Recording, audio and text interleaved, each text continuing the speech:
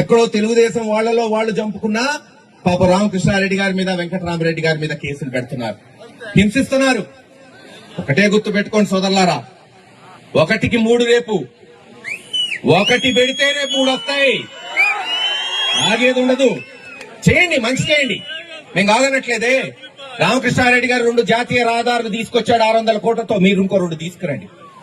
అందరం కలిసి జగన్మోహన్ రెడ్డి గారిని మెప్పించి ఒప్పించి కనీసం సరైన డిగ్రీ కాలేజ్, ఇంజనీరింగ్ కాలేజ్, సరైన హాస్పిటల్ లేని పల్నాడు ప్రాంతంలో 500 కోట్లతో వైఎస్ఆర్ మెడికల్ కాలేజ్ హాస్పిటల్ తీసుకొచ్చి మీ అందరికి అందుబాటులో తీసుకొచ్చామే. చేతనైతే ఇంకో 2 మెడికల్ కాలేజ్ తీసుకురండి. చేతనైతే మా పిన్నెల్లి రామకృష్ణారెడ్డి గారు మొదలుపెట్టి మరి అన్ని హంగులు ఆర్భాటాలు పూర్తి చేసి బడ్జెట్ లో శాంక్షన్ చేయించిన వారికి పురుసాల పూర్తి చేయండి.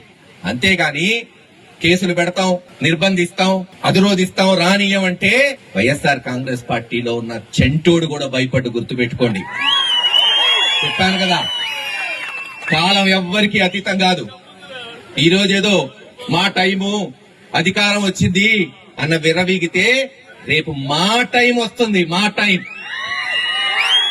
ఆ రోజున ఓ కాసు మహేష్ రెడ్డి, ఓ రామకృష్ణారెడ్డి గారు చెప్పితే కూడా వినే పరిస్థితులు ఉండవు. నేను చెప్పా కదా, ఏది శాశ్వతం కాదు, జనానికి జీవితమే శాశ్వతం కాదు. మంచి చేయండి, తీసుకురండి. ఇందాక నేను చెప్పా అనేక కార్యక్రమాలు, బ్రహ్మాందర్ రెడ్డి గారు కానీ, రాజశేఖర రెడ్డి గారు కానీ, జగన్మోహన్ రెడ్డి గారు కానీ, లేదు మేమందరం. రేపు మిగిలేది అదే.